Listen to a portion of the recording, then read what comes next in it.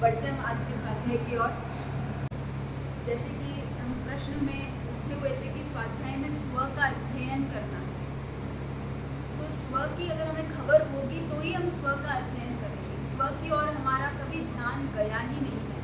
हमारा सारा ध्यान कहाँ है पता है? हम दूसरों को स्टडी करते हैं, ये ऐसा करता है, ये ऐसा करता है, ये ऐसा करता है, दूसरों का अध्ययन करें, पर अध्ययन चल रहा है, स्व अध्ययन तो चल ही नहीं रहा है।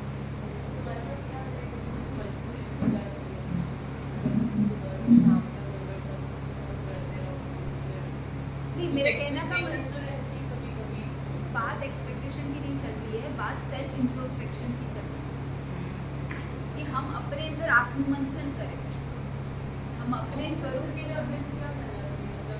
मतलब या तो अपन बैठ के विचार करना चाहिए। नहीं, अगर आप द्रव्य गुण पर्याय के स्वरूप को समझोगे ना तो आपको समझ आएगा। प्रश्न मुझे पूछा था कि वस्तु और व्यक्ति दो ही चीजों का हमने सामना कर लिया, या तो हमारा मोह वस्तु से होगा या व्यक्ति से होगा। हमें ये चीज़ चाहिए, वो चीज़ चाहिए, ऐसे उन चीज़ के प्रति आसक्ति हम बढ़ा के रखते हैं, फिर आकुल व्याकुल होते रहते हैं, अर्थ ज्ञान चलते रहते हैं। मतलब एक छोटा सा एग्जांपल ऐसा है कि जैसे दूध रखा है, अब बच्चे ने दूध फ्रिज खोला और कुछ किया और दूध गिरा दिया, तो गिरेगा तो एक ऑब्वियसली कि कुछ ना कुछ तो निकलेगा ही। हाँ, मैं क्या बता रही हूँ कि पेरेंटिंग है ना, ये भी बहुत बड़ी तपस्या है, बड़ा बहुत धैर्य रखना पड़ता है। बच्चों को बड़ा करना कोई इतना आसान तो नहीं ना है। चाहते हुए भी हम नहीं चाहते, लेकिन ऑटोमेटिक निकल ही जाता है उस वक्त तुरंत। मतलब 1-2 मिनट बाद फिर एहसास हो जाता है कि ठीक है, बहुत बड़ी चीज। अच्छा ठीक है, आप डांट दोगे तो भी क्या, तो बच्चे की हरकत है वो क्या रुकेगी क्या? जब तक उसकी अपनी बुद्धि नहीं आएगी, वो समझ नहीं आएगी। अरे समझने वाले भी तो हाथ से गिरा देते हैं, तो बच्चों से आप क्या अपेक्षा करोगे? और ठीक है, आप हॉट हो जाओगे और आप चिढ़ाओगे, अशांति किसको हुई? क्रोध करना अपने आप को जहर देना, क्या है? अपने आप को जहर देना है और कुछ नहीं है। क्योंकि आप क्रोध की स्थिति में जाते हो तो आपकी बॉडी में ऐसे हार्मोन सेक्रेट होते हैं जो आपको नुकसान पहुंचाते हैं। अगर आप में ये भी सोच सकते हैं कि उस द्रव्य का भी परिणाम ऐसा था कि जो द्रव्य गुण पर्याय वाला होगा वो तो ऐसे ही सोचेगा कि तत्समय की पर्याय की यही तत्समय की योग्यता यही थी। मेरा गुस्सा करने से उसमें क्या होने, क्या अंतर होने वाला है? कोई फर्क नहीं। जो होना है उसको तो तीर्थंकर भी नहीं रोक पाए, तो मैं आकुल व्याकुल होकर मैं क्या रोकने वाली हूँ? कुछ नहीं रोकने वाली हूँ। क्रमबद्ध में जो होने वाला है वो होके ही रहेगा।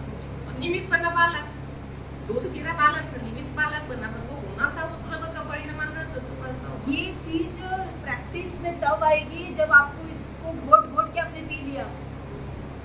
जब तक आप परमात्मा के सिद्धांतों को अपने आत्मसात नहीं करोगे, सिर्फ किताबों में ही रहेंगे, वो जिंदगी में वो अप्लाई ही नहीं होंगे।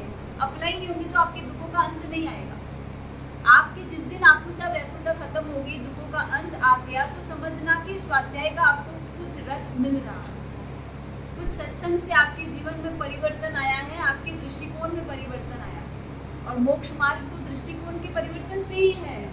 जब तक आप सही दृष्टि वाले नहीं हो जाते हो, तब तक आप कितना ही कुछ कर लो, सब है ना, 1 के आगे के 0 वाले पीछे वाले 0 है, आगे वाले 0 नहीं है। सब क्योंकि 1 सम्यक दर्शन है।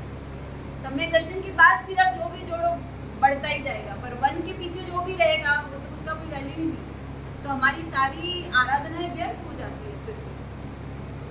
तो स्वाध्याय का उद्देश्य यही है, आप जो भी सीखो, समझो, पढ़ो, उसको जीवन में कैसे अप्लाई करना है, उसको स्वाध्याय में अनुप्रेक्षा आती है।